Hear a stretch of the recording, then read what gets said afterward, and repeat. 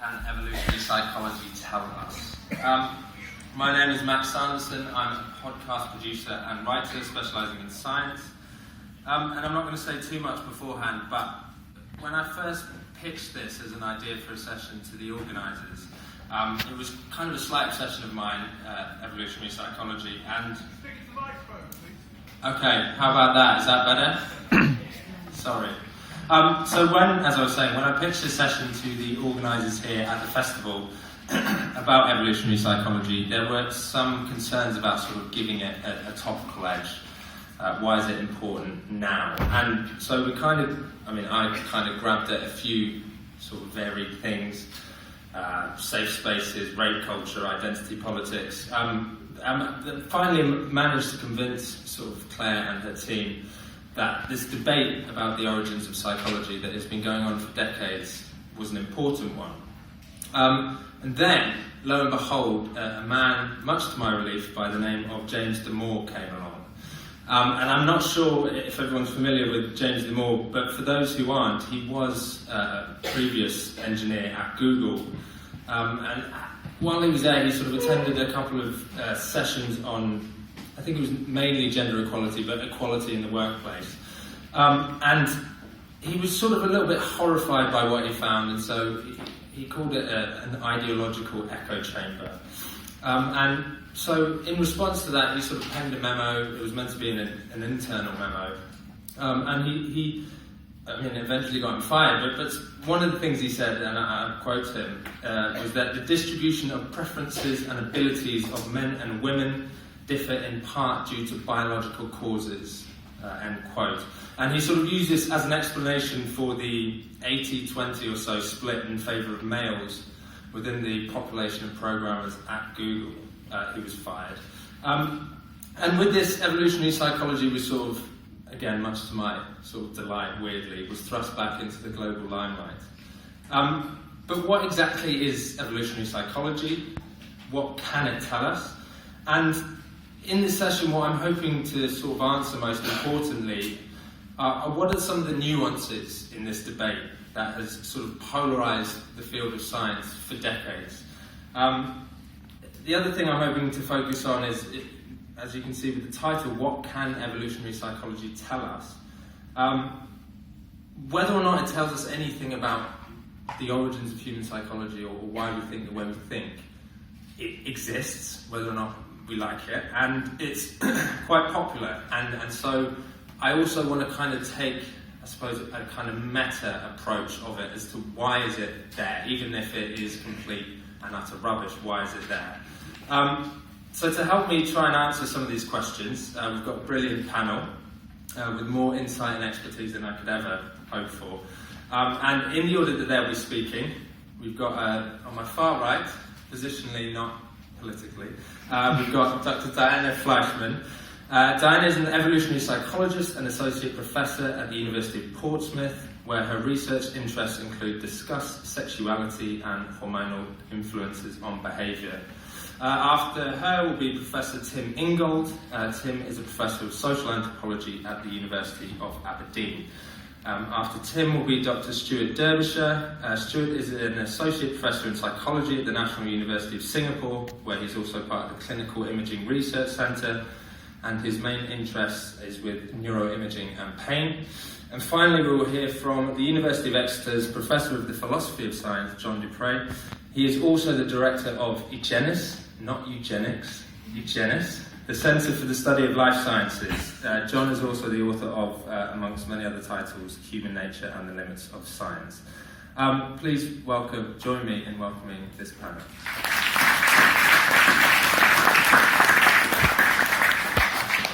And as I'm sure you all know by now, the usual format, our speakers will each be given 5 to 7 minutes to give an introductory pitch. We don't have yellow or red cards, so they'll be shown a green card when they've got 1 minute left, and they'll be shown a pink card when they've got to stop talking. So first up, without further ado, Dr. Diana Fleischman. So I was invited to this panel. I'm the lone evolutionary psychologist and the lone pro-evolutionary psychologist. So I'm the lone evolutionary psychologist, the lone person potentially defending evolutionary psychology on this panel. And I wanted to start off talking a little bit about what is evolutionary psychology. And evolutionary psychology gets strawmanned every day in the press and in the public sphere. We hear a lot of stories about it. And one of my colleagues, Lisa Dupré, has recently started asking students to talk about how evolutionary psychology is strawmanned and caricatured in the popular culture. But evolutionary psychology is really simple. It's a lens with which to view human nature from a functional perspective. So we see human psychology as a set of adaptations, and adaptations for solving particular adaptive problems, some that still exist now and some that only existed in the past. And we also see evolutionary psychology, or evolved psychology, as functional, not just for solving problems of survival, but also solving problems of finding a mate, keeping a mate, and engaging in reproduction, and also for sociality. So many people believe in evolution, but I find a lot of people really believe in only evolution from the neck down. When you're talking about neck up evolution, you say, no, that's all culture, all that stuff in there. That's all that is. And as I said, evolutionary psychology is really strawmanned constantly, and it's very difficult to convey nuanced positions. It's especially difficult to convey nuanced positions when the general public doesn't know about sexual selection or natural selection. Where I grew up in the southern United States, we weren't even taught evolution in school at all. And I was called monkey girl, actually, for my espousing evolutionary views at that time. And the Dunmore memo, in terms of how it's evolutionary psychology, is also largely misrepresented. So in the description for the session, it says that he said that women would be less successful at Google. And he actually didn't say women would be less successful at Google. He said that you shouldn't expect equal representation of men and women in a field like computer programming, because in some fields there are sex differences. And so I'm going to talk a little bit about sex differences. So men and women may excel in certain domains, and there's some domains in which we might expect them to excel. Those domains that had direct relevance to their survival and reproduction differently. So women bear children, and they mostly took care of offspring. They lactated, and women, very importantly, can have maybe 2 to 6 offspring in their lives throughout our evolutionary history. Men can have hundreds. 2% of the men in China have some of Genghis Khan's DNA because he had literally thousands of babies. And there's a huge difference in reproductive success. So really it makes sense for men to be greater risk takers because there's a lot more that they can win in terms of reproductive success than women can. And but striving for, in certain domains, men and women differ also as a byproduct of the roles that they might have played socially and their very basic strengths. So striving for equal representation in all fields is probably misguided, and that's what he said, James Dupré said. And he also said, in a very progressive way, that we should encourage men to be more feminine. If we're going to encourage women to get into more masculine fields, or fields that are predominated by men, we should also encourage men to be more feminine, be stay-at-home dads, and do more traditional feminine gender kind of roles. So sex differences in cognitive aptitudes do exist. In some cases, they're related directly to adaptive domains, as I said. But in other cases, they're more kind of downstream sort of effects. So consider the average differences are not very small, but there's these kind of tail differences that exist. So men and women have the same average IQ, but men's distribution tends to have fatter tails. That is, there's more men who are intellectually gifted, and there's also more men who are mentally disabled than there are women. And at the very high end of the distribution, you'll see 3 men for every 2 women, for example. And that doesn't mean that there's any differences in averages. And similar with mathematical aptitude, even if you see a very small difference at the mean, you will see much larger differences when it comes to those at the very highest levels of certain kinds of aptitudes. Men are more variable than women are. It seems like evolution might be taking more chances with men, so to speak. And one question that I like to ask people who argue against me in terms of evolutionary psychology or the evolved psychology of humans is what evidence would convince you against your view, and what would the world look like otherwise? And I have some pretty good examples for why I think that gender is not very socialized, and I think that it's very much how men and women differ is evolved. So for one reason, monkey sex differences. Monkeys, they don't tend to watch very much television, and if you give male and female monkeys different toys, they tend to prefer different toys. Female monkeys prefer more nurturant kind of toys, and males prefer toys with wheels. There's also a study showing that women with congenital adrenal hyperplasia, which is a disorder where women have higher testosterone in young adulthood, women with this disorder, they tend to actually excel in spatial rotation, in engineering. They tend to have more of what's called male-typical cognitive skills, and they also tend to have more male-typical kinds of interests. And even if you compare them against their sisters, so they've had this very similar upbringing, and yet these women who have had higher testosterone as young children tend to, and during puberty, tend to actually prefer these other kinds of sort of male-typical skills. In gender egalitarian countries, you might expect that in gender egalitarian countries there would be a smaller sex difference in all kinds of domains, but what we find in gender egalitarian countries like in Scandinavia, you will see that actually gender differences are much greater than they are in less gender egalitarian countries. And if you had the socialization model, if you think men and women were socialized to be very different, you wouldn't believe that. And finally, I think the best example is in the Dominican Republic. There are boys who are born and they have genitals that look just like girls. Nobody knows they're boys until they're 12 years old. They're called juventudes. And these boys are raised exactly like girls, and then when they hit puberty, they turn into boys. And those men are heterosexual. They end up with a male-typical. They're like basically a perfect kind of psychology experiment as to how innate sex differences are. So that's my time. Thank you.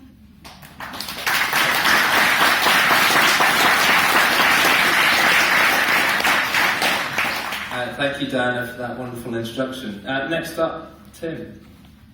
Well, as Googlegate was erupting over the weekend of the 4th and 5th of August, a journalist in the US reached out to me, as they say these days, and asked for my thoughts on whether it made sense to read society in the context of biological evolution, or whether society has its roots in the very denial of what is natural. And I replied by deploring the fact that in this day and age, these kinds of debates are still going on. It seems to me that there's so much part of the popular psyche that there's just no stopping them. And yet they rest on intellectually lazy and ethically complacent identification of the biological with the innate, and on a nature-nurture dichotomy that should have been declared obsolete decades ago, and indeed has been declared obsolete by most sensible biologists, yet which still carries on regardless, not least in the discipline of psychology. As for the specific issue of gender highlighted by the Google affair, I observed that human beings everywhere, male and female, not only differ from one another, but continually differentiate themselves during their lifetimes. They are not products of their nature, nor are they products of their nurture, nor are they products of nature and nurture combined in various proportions, as though you could have 6 of one and half a dozen of the other. Human beings are not products, period. They are producers of their own lives in the company of others. This life process is at once biological, that is, it is the growth and development of a living organism. It is social, because it is carried on along with and alongside the lives of others. And it is ecological, because it takes place in an environment. All this should be obvious and uncontentious. So where is the problem? The problem arises from a simple circularity, and it comes from confusing a question with its answer. The question is, in what ways do most human beings resemble one another? This is the question of human nature. And it's a reasonable question to ask. But to answer because of human nature is completely tautologous. Human nature cannot be the answer to its own question. To say that all humans do X or think Y because it is in their nature to do so is to fall for a fallacy that the philosopher Alfred North Whitehead identified decades ago as the fallacy of misplaced concreteness. That is to take an abstraction of our own, derived by our attempts to sift the general from the particular, or rule from variation, and then suppose that this abstraction is concretely instantiated in human bodies and minds, whence it brings about the results in question. So we observe that most people speak. Ergo, there is something called a language instinct installed in every human prior to their acquisition of their particular tongue. Or that most people won't walk. Ergo, every human being is pre-equipped with a mechanism for bipedalism in advance of learning to walk in the particular ways they do in their environment and in their society. So how does evolutionary psychology close the circle and manage to convince us that their abstract generalizations of the human mind or behavior are actually explanations for it? That's where evolution and natural selection comes in.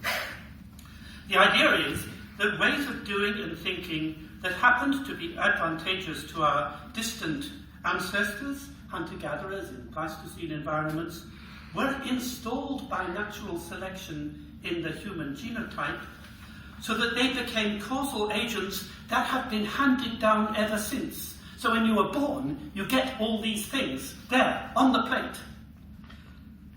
And that these things, this legacy of the evolutionary past, is immune to the vagaries of history. Natural selection, in other words, is invoked not as what is actually going on in the natural world, it is invoked as a logical operator that turns, by sleight of hand, idealized descriptions into causal explanations. It is fooling us. But again, it is fallacious for a very simple reason. For whatever attributes of a human being we may be talking about, even attributes given at birth, because that human being has already lived for 9 months in the womb of a mother who is active in an environment and doing things in the world, even things given at birth, or at whatever stage in the life cycle they appear, can only have arisen through a process of ontogenesis, that is, the development of the human organism in its environment. To attribute particular characteristics to genes, as when we talk about a genetic trait, as though the character was already there in the genes, or to say that humans are hardwired for this or that, is to be locked into precisely the same circle.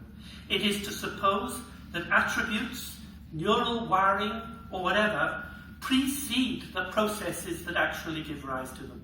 It's a simple circularity and fallacious. So, what's the alternative? It is to recognize that human beings are not fixed by nature in advance of their life in the world, but continually produce themselves and one another as the kinds of beings they are in the crucible of their lives with others, that is, their social lives, and in an environment that of course includes non-human beings as well. It is through our own actions for which we ourselves are responsible, and that's where the ethical question comes in. We are responsible for what we make of ourselves and what we make of the world for human generations in which they are going to grow up and develop. It is through our own actions that we produce the kind of world in which future generations will live and grow to maturity. That process of world production is what we call history. Human nature, if there is such a thing, lies in the convergences of history, not in some platform that underwrites it. So human beings are not hardwired at all. They are, as one colleague said, softly assembled. They're not beings, but becomings. They're not products of nature and nurture, but the historical producers of themselves and one another within processes of ontogenetic development.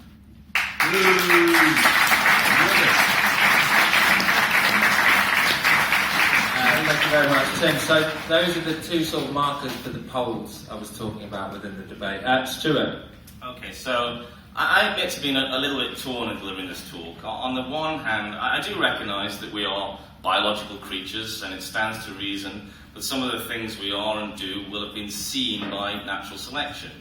At the same time, I also recognise that evolutionary psychology can be completely daft, and sometimes it can be daft bordering on dangerous. I have a friend who does a comedy show, some of you might know her, Tamandra, and part of her show used to involve her coming up with some ridiculous observation and then inviting the audience to consider an evolutionary explanation for it.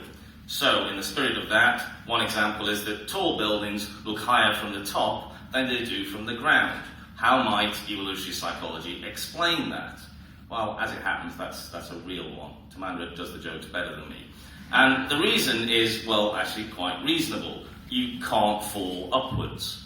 It makes sense for us to see further distance when looking down because down can be deadly. Now, at this point, some wag might shout out that something can fall on top of you, which is part of the problem, and that evolutionary psychology explanations are often a test of your creativity and ingenuity, which is back to the comedy show again. So let's do another one I think is a bit more serious. So my major research areas mentioned is pain, and gender differences in pain are a well-researched part of my field. It is the case, ladies, that ladies are ever so slightly more pain sensitive than men. That's on the average. The individual variability is massive, and the difference is ever so slight. And it's so slight that it might all be explained as a consequence of skin thickness, men are thicker skinned, or placement of pain fibres, they're further from the surface in men, or both. In other words, this difference in pain sensitivity might be the expression of fairly trivial differences in bodily anatomy when comparing men and women. So far, so boring. Except there is one point in a woman's life when she becomes noticeably far less pain sensitive than men and other women, and that is in the final 2 weeks of pregnancy. You don't need a PhD in psychology or biology to work out why that might be the case. So evolutionary psychology can, I think, sometimes provide a framework that is useful when trying to understand human experience and behaviour. The chemical putrescine is another example. It smells disgusting and it's released from rotting meat. Again, you don't need a PhD to work out why. Ingesting rotting meat can kill us, and so having a repulsive smell associated with rotting meat is adaptive. It protects us from ingesting something deadly. Our early ancestors who mutated to find the smell of putrescine disgusting would have had an adaptive advantage, they would have survived and reproduced in greater numbers. The key point here is that the smell of putrescine is not inherently disgusting, it is only disgusting in its adaptive relation to our survival. Evolutionary forces made putrescine disgustingly smelly for us. The problem with evolutionary psychology lies in the tendency to turn that kind of understanding into a fixed human nature. It's one of the reasons I think psychology is in crisis. Psychologists seem to have given up on understanding humans as transitory creatures in favour of seeing them as fixed. And the fixity looks much further beyond just vertigo, pain, foul smells and things like that, and into our intimate feelings, thoughts and behaviours. The result is that psychology is almost nonchalantly dismissive of the modern human. As Steven Pinker puts it in his book Better Angels, since most adaptive evolutionary change is gradual, the bulk of our biological adaptation must be to the foraging lifestyle that prevailed during those tens of millennia, rather than to the specifics of societies that have departed from that lifestyle and diverged from each other only recently. Evolutionary psychology proposes a universal human nature biologically hardwired during the Pleistocene era, and which is now immovable by social pressure and social engineering. We don't really change what we are. We merely apply what we are to the changing environment around us, and what we are was moulded during the Pleistocene era and is now forever fixed in our brains. Thus, evolutionary psychology argues that men and women are inherently different because of a core biological difference between us that Diana has already spoken about. Women have babies and men don't.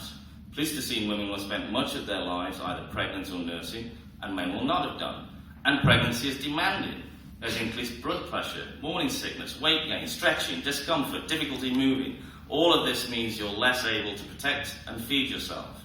And then at the end of pregnancy, there's childbirth, and then breastfeeding, which can extend the period of discomfort and exhaustion for several more years. Men, in contrast, merely provide a sperm. After that, there is no pregnancy, no childbirth, no nursing. It seems likely, argue the evolutionary psychologists, that evolutionary forces will have noticed these differences and adapted women to mitigate their impact. Thus, women develop the trait of choosiness, so as to select a partner who will help her through the discomfort and behavioural limitations associated with pregnancy and childcare. And because women invest more time and energy into reproduction, they develop nurturing traits to protect their investment.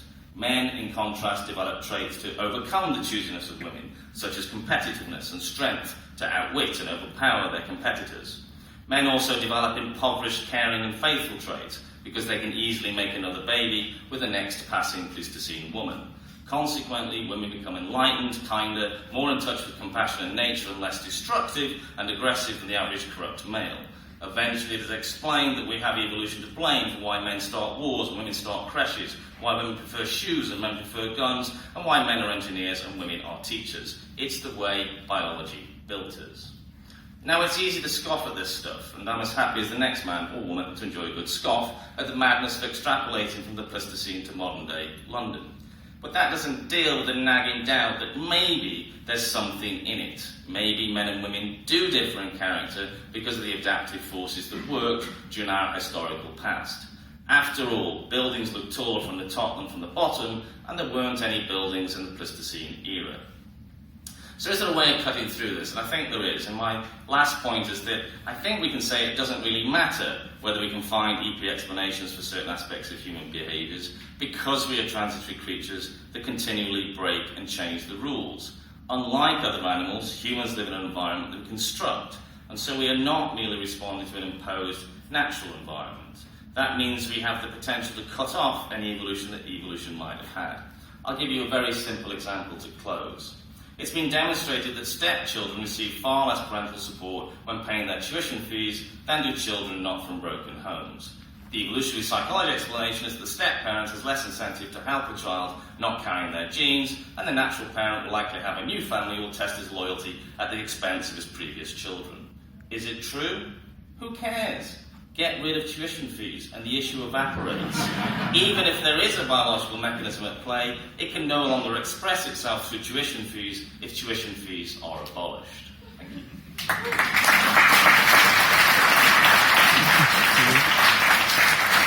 Thank you, Stuart. And finally, John. Okay, it's obviously a problem going last that much of what I would say may have been said already, so I apologise for that. Let me just start off by saying I do believe we evolved, and I do believe we have a psychology, so in some sense our psychology evolved. And I think there's a problem here that evolutionary psychology can mean an awful lot of things, some of which are banally true.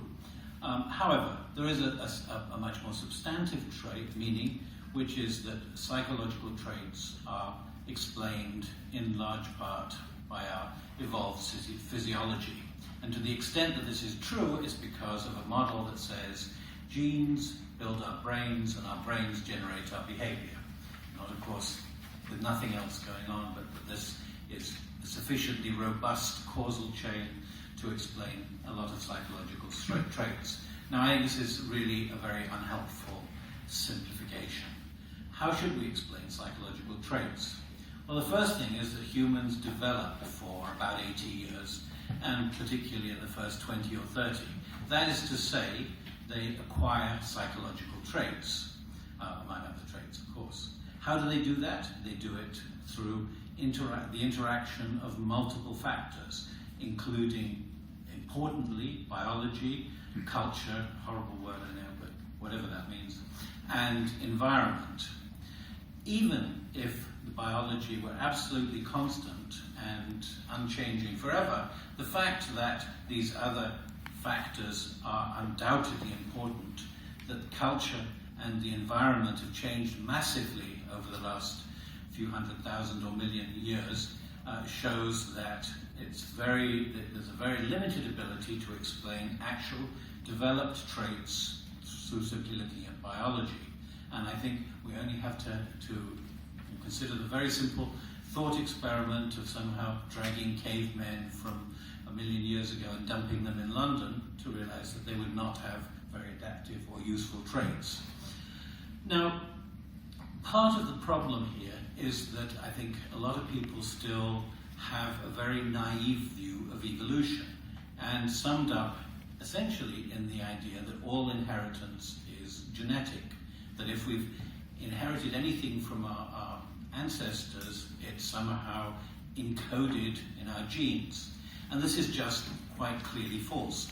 Culture is inherited to a considerable extent, as is also the environment. One of the reasons why this thought experiment with the caveman is so absurd is that we have built enormously complex environments in which we develop. And in fact, this is quite a major strand in contemporary evolution under the label niche construction. It's not unique to humans, but it's something we do more than any other creatures. And finally, though I won't, this is something I won't go into unless it comes up further in discussion, there is epigenetic inheritance, which provides a link between these other forms of inheritance and genes themselves, so that it's really true that these are all interacting with one another. So, that's basic story that I want to tell. Let me just say a little about the topic of sex and gender, which has been a theme through here. Now, it's undoubtedly true that humans generally, though not universally, have an interest in sex and reproduction, and that the roles, the social roles expected of males and females are differentiated in, I imagine, all cultures. The only thing to note here that's crucial is that this differentiation is itself highly diverse. The actual differences between expected male and female behavior is by no means uniform across different cultures.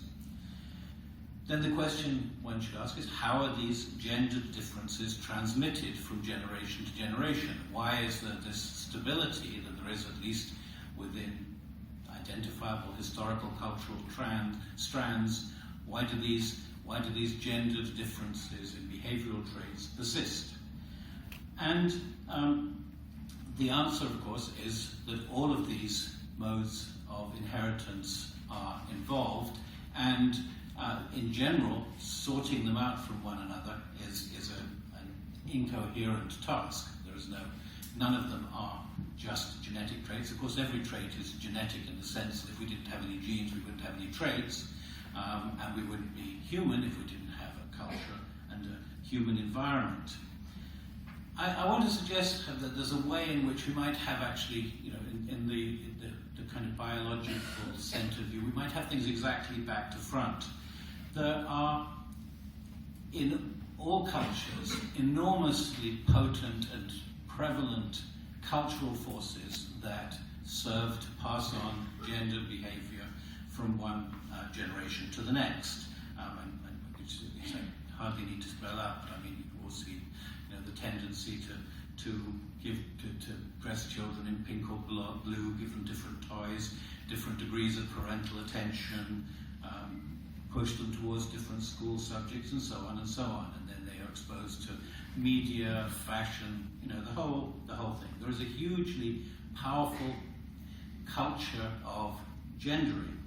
And actually, what this might lead us to suggest is that cultural inheritance is the overwhelmingly dominant source of preservation of gender differences. And indeed, if we then go and think about the alternative that is somehow encoded in the innate structure of the brain, we should immediately note that the human brain is an organ evolved for behavioral plasticity. That's what we do better than any other organism on the planet. And we should rather than thinking of the brain as a mechanism for producing the same behavior again and again, recognize that it's an organ for producing adaptive behaviors in response to changing environments. And indeed, there is recent research that suggests even though there are statistically significant differences between male and human brains, these are actually scattered in a mosaic pattern across actual human brains in a way that suggests individual plasticity is what really matters. So I think that we might think of the brain as the organ of diversity and culture as the organ of stability. And I think, can I just make one final point, that reverting to the cavemen in London, we might ask ourselves how, if indeed we are massively outdated, living in a world long gone, we nevertheless manage to be by far the most successful large animals on the planet.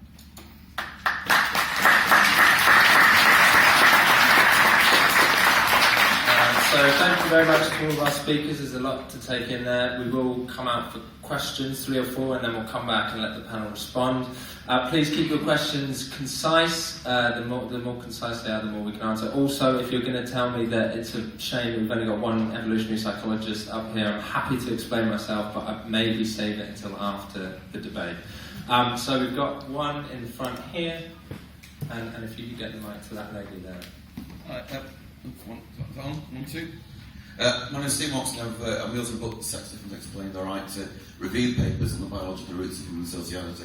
What else nonsense for most of the panel? Where do I start? But the usual thing that people think is that we're a product of half nature, half nurture. It's completely wrong. It's standard information theory.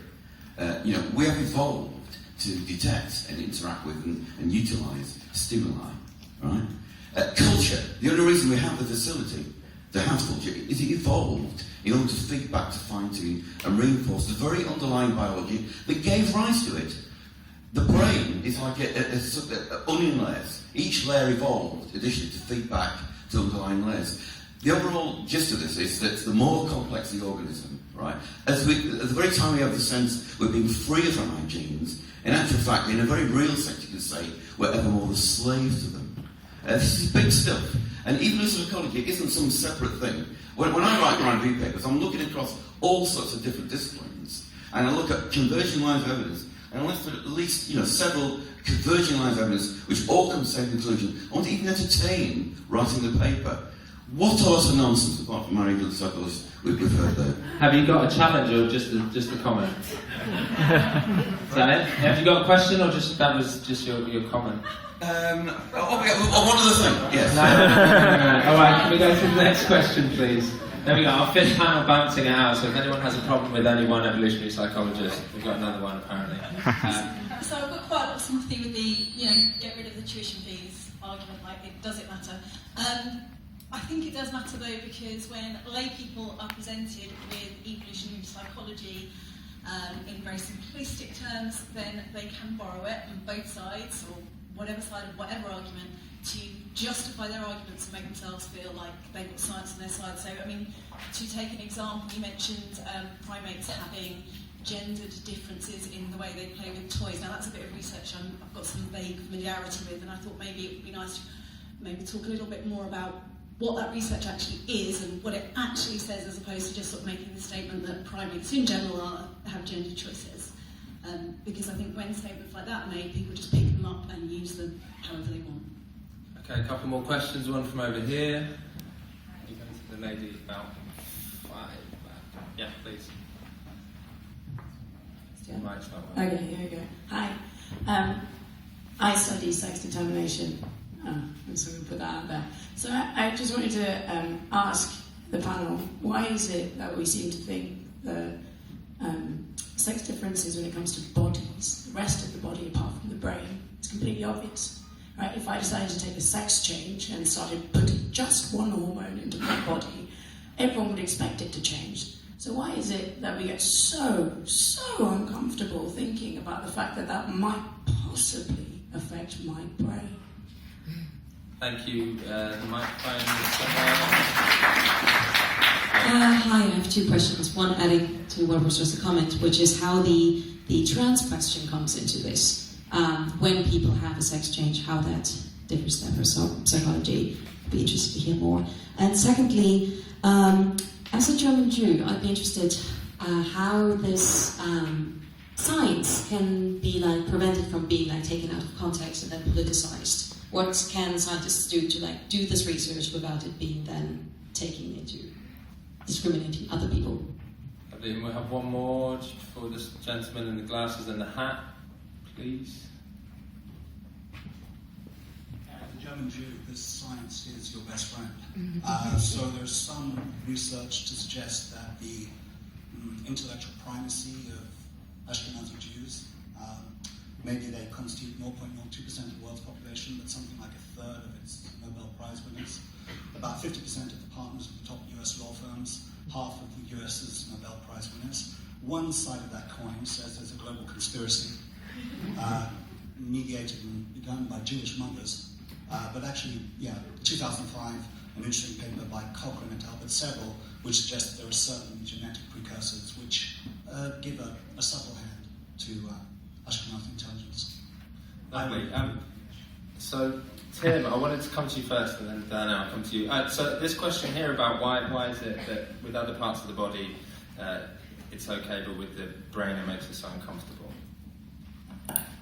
No, it's a strange question to me. I've never felt that particular distinction. It seems to me that the brain is part of the body and the body is part of the brain, and I certainly would never buy into the notion that some cognitive psychologists have that the brain is some kind of control and command center up on top. The brain effectively spreads right through the body and even out beyond the body to things it's in contact with, and so does the mind. And I really can't see that. I can't see any justification for separating out the biology from the psychology. What I want to plead for, because nobody gets it, is that whatever you're talking about, traits, characteristics, ways of doing, ways of thinking, these things have to develop. And I'm not saying that genes play no part in that development. They may play a huge part in that development. But to identify the biology with the innate is absolutely wrong and clumsy. Shut up. You've said your piece. It's wrong, it's clumsy, and most importantly, it bypasses things. It's a shortcut. And that's why I actually disagree with John about his emphasis on different sorts of inheritance. I mean, I'm with him in some senses, but I think the real bug in the system is this concept of inheritance. Because what inheritance suggests is that you get a package prior to and in advance of its expression in the world. So the problem here is not an empirical one, it's not about research, it's conceptual. It's trying to say that we cannot, it is circular to suppose that characteristics of any kind precede the processes that give rise to them. I just wanted to do a little volley with Tim while it's fresh in my mind. There are a lot of really, really good questions, and I've written them down. In terms of what Tim is saying, Tim said something to the effect of neither nature nor nurture determines us. I think Tim is not a determinist, which I think is an unusual scientific position because, if a ball could decide whether it would fall or not, then you would have no physics, for example. But in terms of being historical producers of ourselves, you said we're historical producers of ourselves. Why is it that we have not morphologically changed radically in history if we are historical producers of ourselves? Actually, we have. If you look at the range of human variation today, it's enormous. If you look at the range of human variation between today's humans and humans in the past, as biological anthropologists have done, it is enormous. You can have a look at the variations in the shape of the human foot as a result of different kinds of footwear. You can look at there are all sorts of things that our brains are actually probably very different from the brains of our ancestors. Yeah, okay, you're just laughing your head off because you couldn't care to listen to any arguments, but brains actually develop. And if brains are developing in very different situations now, they are morphologically different. Just bear in mind the nuances thing I said at the start. Stuart, someone raised a very important question about one of those nuances, which is the kind of politicization of evolutionary psychology. And you mentioned, why does it matter whether or not it's true? But in some instances throughout history, it does, or it has mattered. So if anything, can you say about the political elements of the evolutionary psychology debate? Well, first of all, it's nice to meet you, Steve. I always appreciate your comments on my articles. They entertain me. I'm not sure how to answer that question because, it's amazing how many people are here and how impassioned we get about this discussion. It is quite astonishing. So we've come to a room to discuss our biological differences, and you think, well, why is that the thing that appeals so much to people today? And I do think it does represent a loss of a political imagination, that we've built an amazing world that's right outside your window, and that did not exist in the Pleistocene era. Whatever it is that we might be biologically, it's clear that we can radically transform our world to meet our needs in a much, much better way than anything else on the planet. And we've done that. And that's incredible. And instead of celebrating that and talking about that, we talk about what it is that makes us limited. You see, maybe men and women do have different brains. I mean, it seems reasonable that we do, you know. But so what? I think you're just as equally capable of rationality, just as equally capable of labour, just as equally capable of reason. All of us have that capacity in common, and we've used it to amazingly positive effect. That's why I would say that I don't think the evolutionary psychology really matters. Yes, it probably is true that men and women differ a little bit in our ability to spatially organise ourselves, that men are better at dead reckoning compared to women. But we have Google Maps now, we have GPS systems. Who cares that there's this difference between men and women? We've developed a technology that makes it completely irrelevant. And we keep doing that. We do that all the time, constantly. John, if you want to respond to Tim, and then we'll come back out to the floor. Okay, yeah, well, it seems terrible to get into this internal debate with Tim, because I agreed with the vast majority of what he said. But I do think this point about inheritance is actually quite important. I mean, underlying, one of the central questions of biology is how lineages persist in a stable way, and organisms reproduce other organisms that are very similar to themselves. And this is part of the background to this whole discussion, i.e. how where do these persistent differences in gender behavior or in other things that evolutionary psychologists talk about, where do these stabilities come? Why do children grow up with the same kind of gender roles as their parents? And it's just a question of a number of causes involved in that, and the problem is that people tend to think that the exclusive cause of this is genetic, or some tacked on backup of genetics maybe. But of course what I was saying is that that's not the case, and that the process of human reproduction is multi-causal, multifactorial. And I just add a point about the brain. Of course, I agree that the brain, as I said, is the most plastic organ in the body. And of course, it's not separate from the body. And of course, it's affected by all things we do, whether it's experience or whether it's feeding chemicals into the body. Right, so we're going to go back out to questions. There's one. We'll come to you first, Dana. So there's one at the back at the far right that's been up for ages. Right at the back. And then if you could go up to the back as well.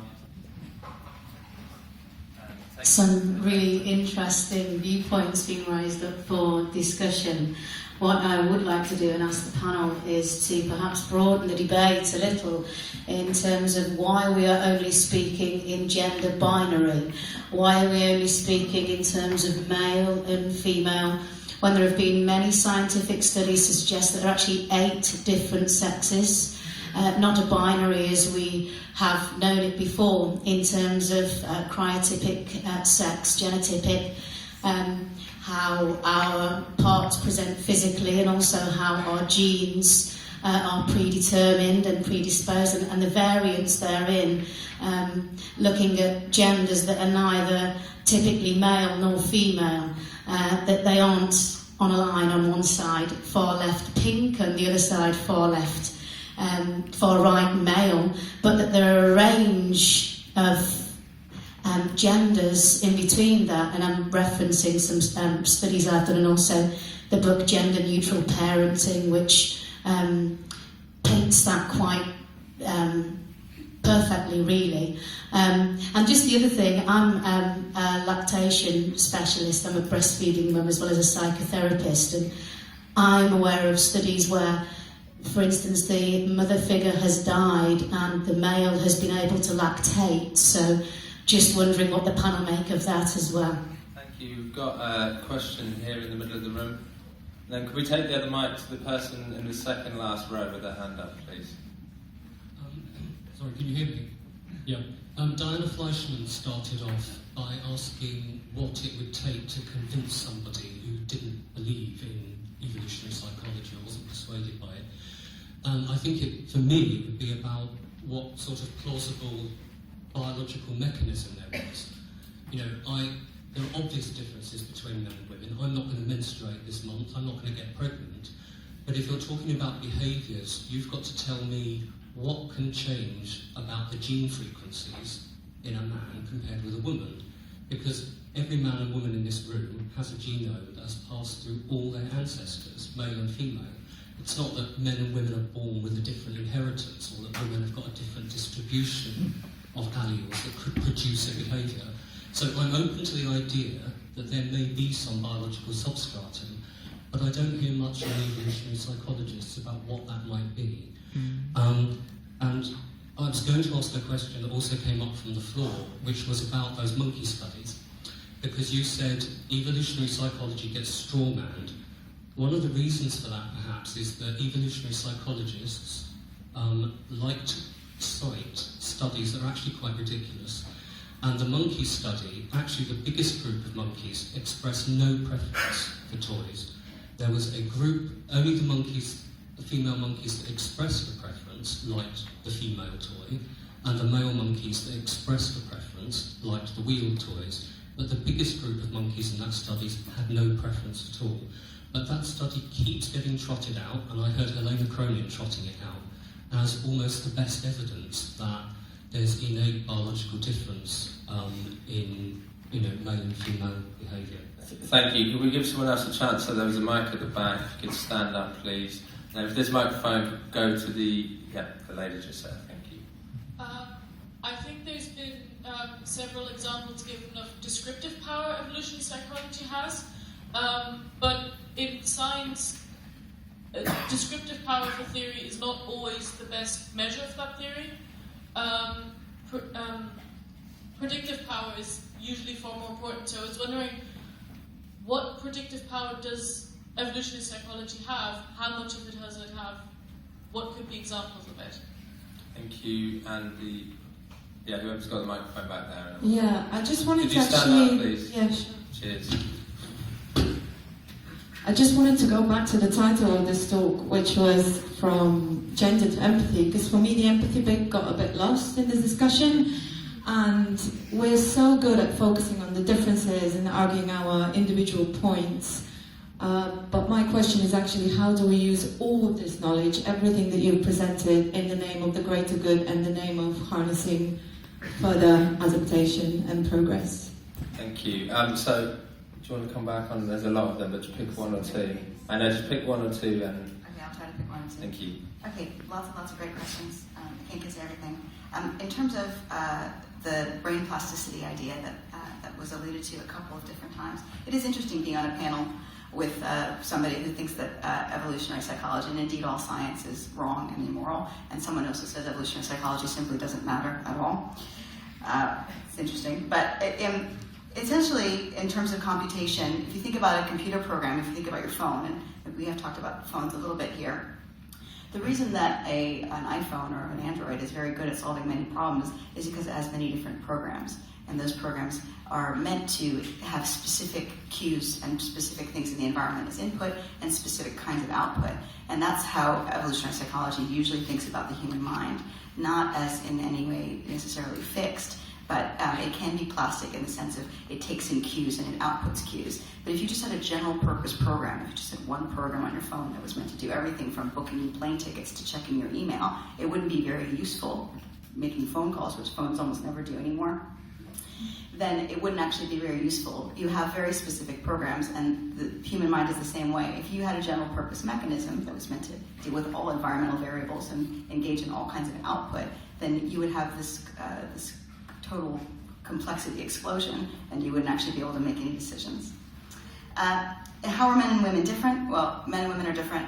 There's an X and Y chromosome, that's one reason, and genes are turned on and off. And in terms of the monkey study, I think you're right, that the monkeys who did expressed a preference for toys that were more masculine if they were boys and feminine if they were girls. I don't actually know what the problem is in thinking that men and women are different. So when you're saying I'm trotting out this study and that there's something bad about it. I actually don't know what harm I'm actually doing by saying that monkeys are differently gendered or show different gendered preferences. I have to talk about monkeys because if I talk about humans in any way, shape, or form, people say that socialization is mainly responsible for gender differences. And I just give you an example of how in one community there are boys who are indistinguishable from girls physiologically until they're 12 years old. People raise them as girls and yet they end up showing a normal masculine gender presentation. If you don't think that's good evidence for the idea that gender differences are largely innate, I don't know how I would convince you. John.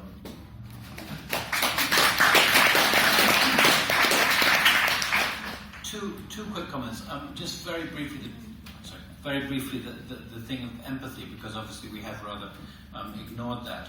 But I wanted to just note that, of course, this is the problem that evolutionists interested in behaviour struggle more than any other, the so-called problem of altruism, why organisms are ever nice to one another, and the fact that humans are a massively social cooperative species is, of course, a very serious problem.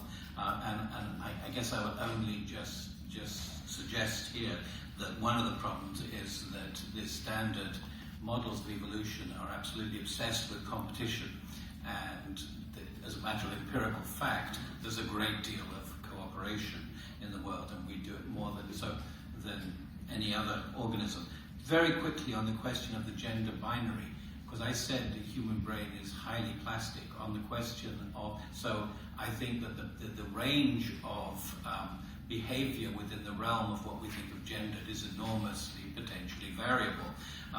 The reason that I think we tend to see the world in this binary way is because we have very strong social filters that push people even to the point of kind of surgery at birth into one of two different pathways, and we're socially, culturally extremely intolerant of variation in this respect, and so we see mostly people falling into these two packages, but I think the brain allows many different variations of gender behavior. Thank you. Tim, I'm just going to go out one more time and then you'll go first. So if you've got any more questions, please put your hand up. There's a gentleman here in the middle of the room, wearing a blazer, standing up. There's also a gentleman here in the glasses, where the other mic is. Just here, yeah, in the kind of middle. Yeah, there was just in the last exchange, there was a factor that hasn't really come up. So when I remember the evolutionary psychology debate, a big part of the argument from Cosmides and Dupré was about this idea of a Swiss Army knife. The brain is a bit like a Swiss Army knife because it has lots of special processes which for special purpose do different things and tailor to different purposes. Well, there's a couple of, let's say, revolutionary movements in cognitive science. It doesn't mean they're wacky movements. It means they're very well evidenced big changes. One is the idea of predictive processing, which sees the human brain, or the mind, as a predictive engine, which can be deployed in many different ways in imagination, reasoning, perception. So the brain basically posits a high-level sense of what the world is and then filters information. I can't go into the details, but it looks like this really runs very contrary to the idea that the brain is it's like a Swiss Army knife. So on that level, that sort of Cosmides and Dupré, I'm not saying it's ruled out, but it looks in trouble. And then there's a bunch of other evidence, like Michael Anderson's evidence when you look for specializations in the brain to try and find a series of cells that just sort of code for one set of functions. You can find not just variability in brains, but those areas of the brains are multiply used in many, many different types of cognitive operations. So the idea that there's any kind of one-to-one mapping also looks seriously under stress now. So I think, this doesn't undermine perhaps other ways that you might come at this, but like the original proposals of Cosmides and Dupré look to me to be really, really in trouble. So that might be something interesting. Thank you. There's a question, someone with a mic here. Yeah. I think it's worth asking why people are so hostile to evolutionary psychology. And in answering that, we might get to some way of understanding what the science is actually saying, if it is a science. For one thing, Diana Fleischman rightly said in your opening remarks that there are a lot of straw manning, and I think that's correct. People think that evolutionary psychologists are trying to say there's this thing called human nature that's entirely genetically determined, and that's obviously untrue. People also confuse the distinction between individuals and the average individual. So clearly nobody is saying that if evolutionary psychology is true, then every man's like this and every woman's like that, because empirically that's false. There's also the worry that what's being said is prescriptive, and I think that explains the hostility to James Damore when he made, and many, many other cases like it. He says, well, the average male student is more likely to study STEM subjects than the average female. Therefore, somehow, those women who do study those subjects are not as good at those subjects as those men who study them. And that would obviously be a non sequitur as well. There's also the question of the onus of proof, because clearly nobody should be saying that all explanations are biological or genetic or whatever it is. The claim is that among the explanations there are genetic or biological ones.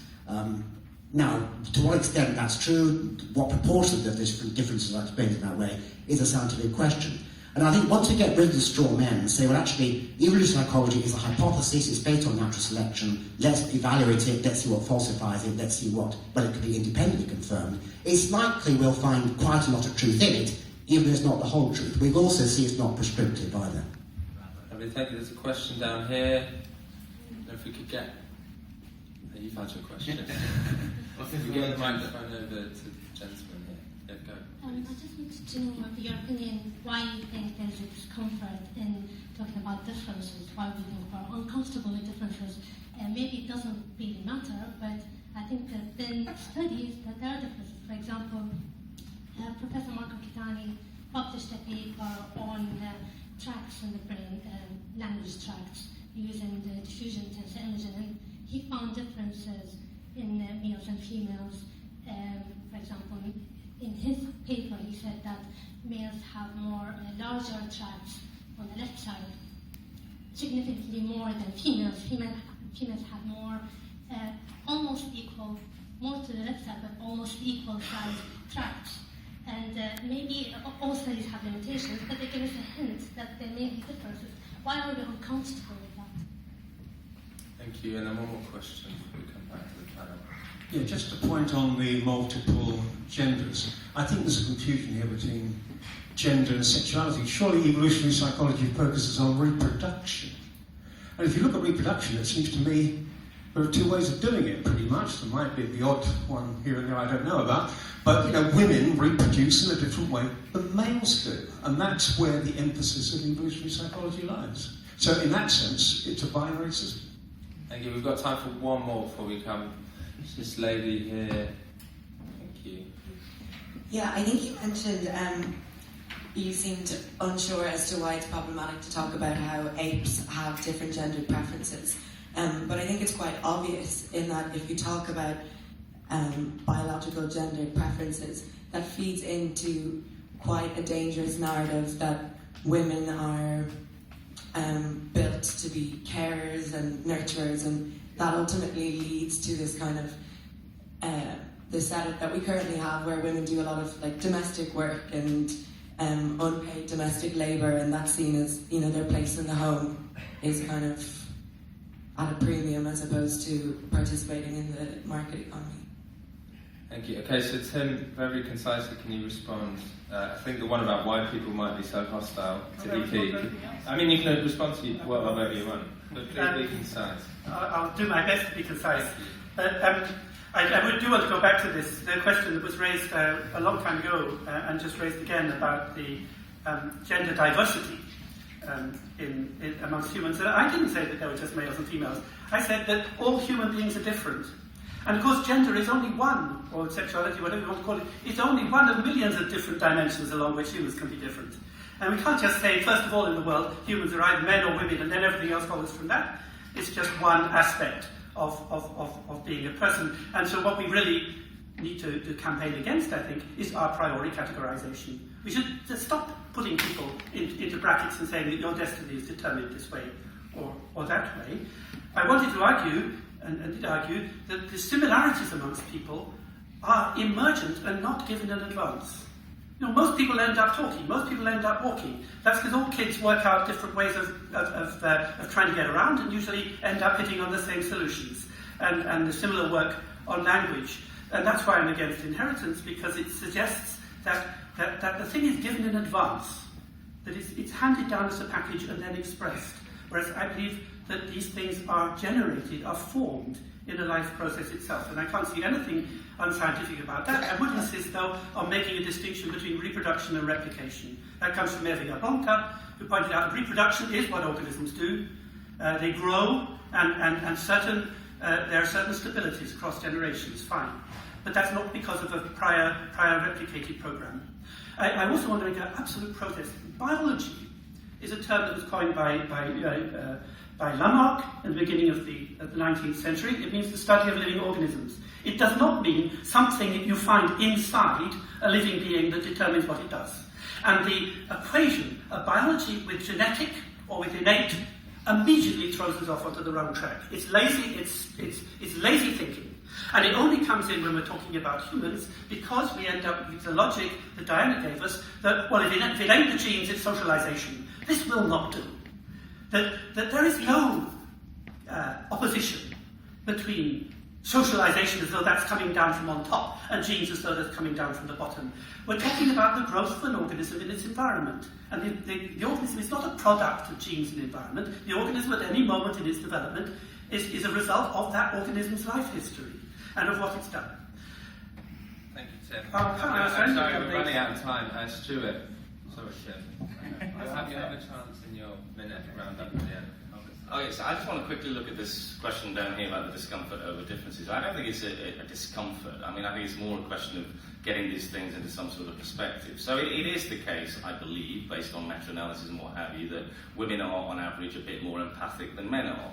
So what does that mean in a reality? So if you take 100 random women and measure their empathy, 60 of them will be more empathic than your average male, and 40 of them will be less empathic than your average male. And that doesn't seem like a particularly big difference. That doesn't seem to be something that we should build anything on in terms of an individual's life, for example.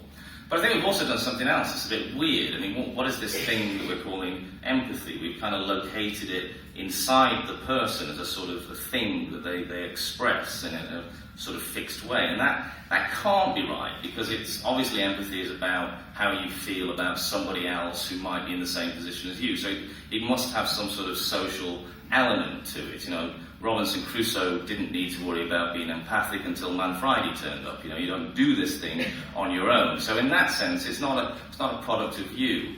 We've also dehistoricized it. We've snatched it out of history. So the very term empathy is actually pretty new. It's only a couple of 100 years old. And if you look more recently at the real takeoff on the use of the term empathy, it's around about the 70s and the 80s, when mass unemployment began, when people started losing jobs for life, where it suddenly became more important politically for people to look out for other people. This term compassionate conservatism, which you might have heard of, which was raised in about the middle of the 1990s. So empathy itself becomes a sort of social construct, something that we've created, and now we fetishize it, stick it inside you and call it a part of your biology. And I don't think that works. So I'm not nervous about differences between people. What I'm trying to do is understand whether or not they're important and where they really come from. And biology doesn't give us the answer, I don't think. Dan, very quickly before we go to the summing up. Well, I mean, there's a question on the Swiss Army knife. I didn't know if you wanted to come back on that. I actually think there's been some really sophisticated questions, and that's a good one. But I think the computational theory of mind, so the Swiss Army knife is interesting. I think Stuart actually sort of caricatured evolutionary psychology in a certain way by saying that there's this pan-human nature. But there's not necessarily a pan-human nature. There can be stable strategies. So, for example, 1% of men are psychopaths. And being a psychopath leads to greater reproductive success. But if there's too many psychopaths, right, then people are vigilant against them, and then the numbers get reduced again. So there are strategies that individual people have based on their personality and based on the genetic makeup. And I think it is mostly genetic. So one example of this is that there have been adoption studies. If you adopt 2 children from 2 different mothers, you're not related to them. Those 2 children that have grown up in the same household, they're no more similar in personality than 2 strangers off the street. Whereas if you give up your child for adoption, you never see them. I mean, you have, obviously, the mother has had the child in utero. The correlation between that woman's personality and the child, biological mother, is much higher than the adoptive parents, which is a negligible amount. In terms of brains, people love talking about brains. I don't really think that there's any evidence, good evidence of modularity in brains, but looking at brains doesn't really teach us much. Crows can do incredible things, they're incredibly smart, and looking at their brains, you'd never know that because their brains are tiny, because they have to have very light brains to fly. And birds are much smarter than you would ever predict looking at their brains, and you can't figure out how they do the problem solving by looking at their brains. You wouldn't know the difference between a crow and a raven, whatever. And finally, in terms of falsifiability, evolutionary psychology, I said, is a lens. I don't think that the idea that the brain evolved is itself something I think that's now been fairly well established. But we do generate hypotheses that can be falsified. And when people talk about it being unfalsifiable, I think that's really unfair. And it's a pop psychology perspective. Lovely. Unfortunately, we've run out of time, so we can't come back at you. But I want to ask each of the speakers to give a sort of minute and a half summing pitch. So in reverse order, John Dupré.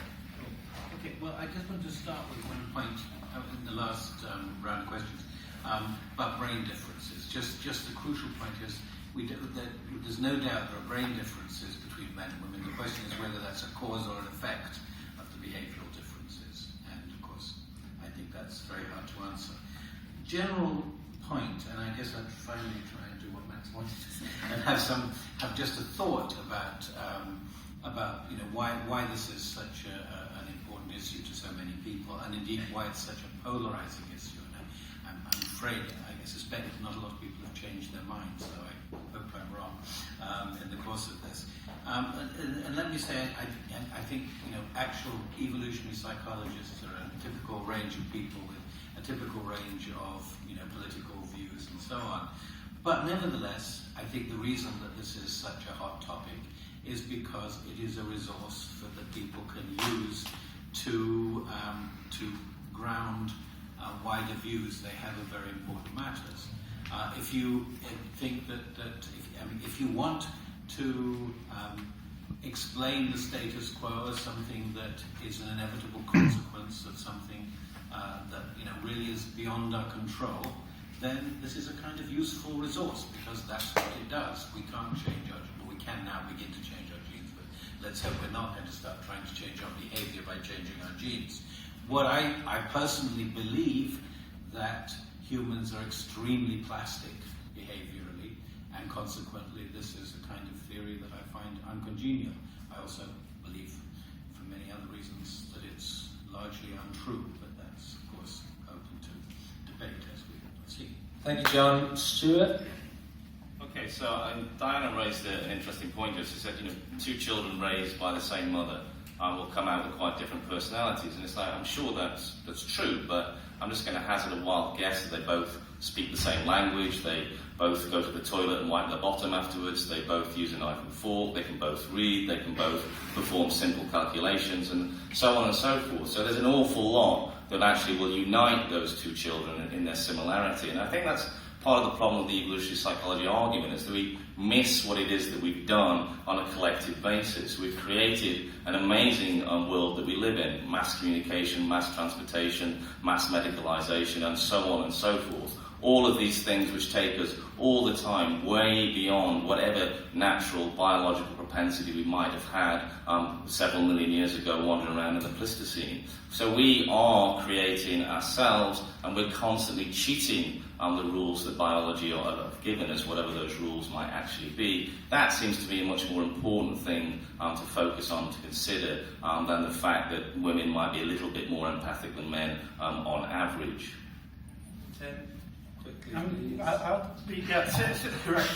Stuart told us a long time ago that what a tremendous success we've been as a species. I rather demur. I mean, that you look around us and we see an environment that is so polluted that the marks of human habitation are likely to remain long after the tenure of the species on the planet.